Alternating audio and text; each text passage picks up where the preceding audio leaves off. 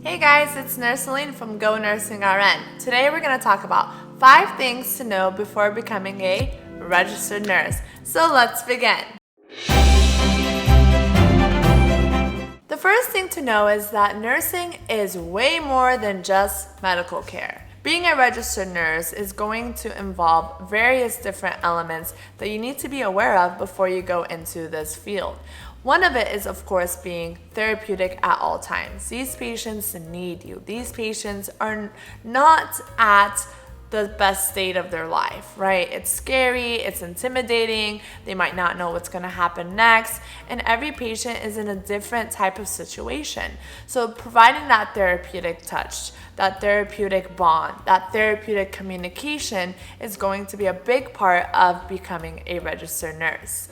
Also, most importantly, is going to be we gotta open up these ears and be good listeners. We want to listen to the subjective information that our patients want to tell us. Also, that can really help us with ensuring that we're providing them their care that they need, being able to really follow up on exactly what possibly may be bothering them. Also understanding that, they're going to have a various amount of tolerance to certain situations. So listening to your patients is also going to be one of those priorities that is kind of more than just that medical care. Of course, we're going to assess, we're going to intervene, we're going to give medications, we're going to follow up, reassess as needed with various situations. But therapeutic care and listening to the patients is also going to be very important. And that goes beyond just medical care. Second thing to know is that becoming a registered nurse, you have endless options and various specialties that you can go into, such as ICU, ER, pediatric, OB, even anesthetics, right? There's so many different opportunities that you can go into becoming a registered nurse. Even education, you can go back and get your master's in nursing and become an educator, or possibly go and work in the OR, right? PACU, there's just endless opportunities. And the cool thing is, even if you don't know where you want to be when you first start as a registered nurse, you're always able to specialize down the line.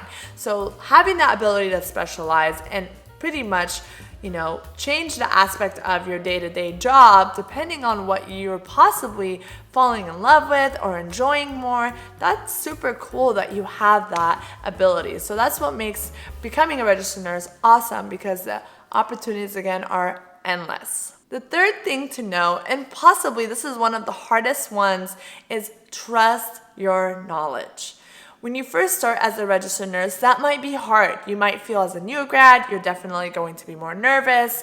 You're going to be a little bit more intimidated, also from maybe the physicians, the families.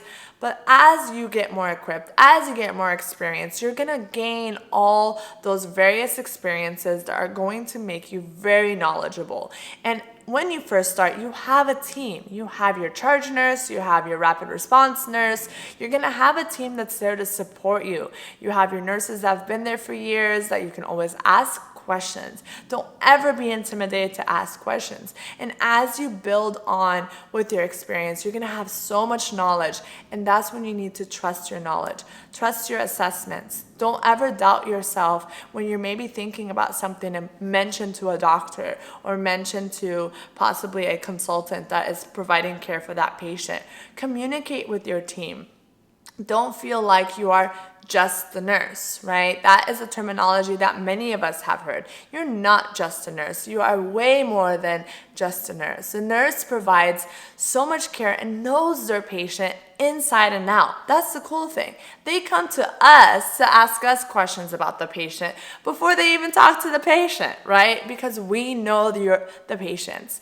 And that's something that I feel so honored about. So trust your knowledge. That's going to be very important. Fourth thing to know is you're going to deal with families and patients that a lot of times possibly can be a little bit more challenging than others. And that's where you're going to be equipped by your communication skill. And the first thing I would say is really important in this aspect is staying calm and collected. And by doing that, it really just helps form that foundation of that communication between you and the patient, along with their families, that they feel safe. The patient wants to be safe. The families want to feel like their loved one is in a safe environment, right? It's a scary time and place to be when you're not at the best health. So providing them with that can go a long way. Communication, an open line of communication, having them ask their questions, and you really taking the time to, again, back to the first thing, listen to their questions and address them within our scope of practice. Of course, a lot of times they're going to ask you things that maybe we can't answer because we're not the physician or we can't diagnose, but whatever is within your scope, you can provide that. And also, let the team know. You have an interdisciplinary team. You have a social worker, case manager, various parts of the team that you can, of course, relay those questions to them and make sure that everybody's working together to communicate with the family and the patient. We don't want them to feel alone. We want them to feel supported.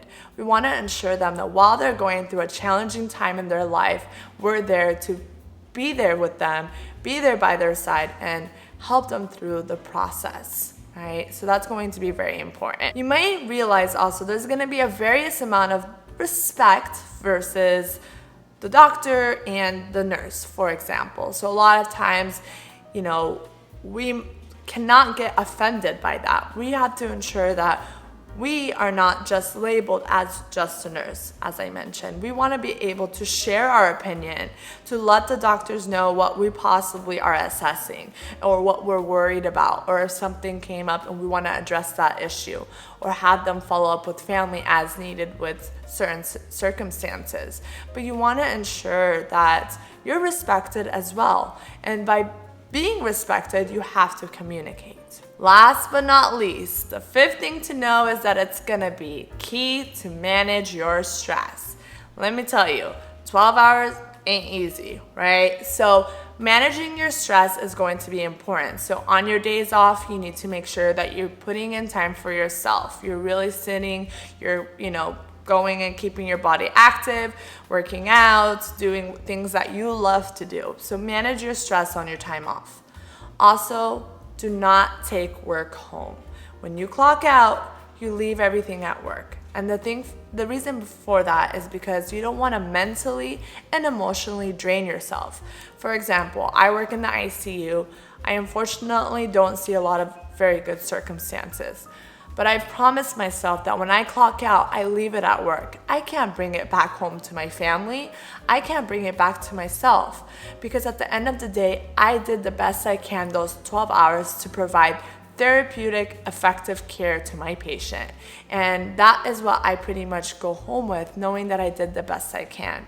And at the end of the day, that's going to be very important because you want to manage your stress to continue loving what you do and not forget why you chose nursing, right? Continue to manage that with your lifestyle so you don't get burnt out.